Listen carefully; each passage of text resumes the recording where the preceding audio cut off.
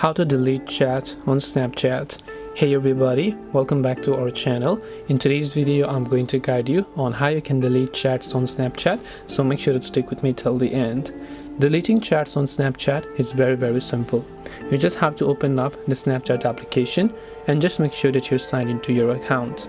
Then just go to the chat space from the bottom left of the screen here. Now if you want to clear and delete a certain chat, which means the whole chat with a specific person, long press on the chat, then you can say chat and notification settings. Tap on it, then you'll find this option called delete chats.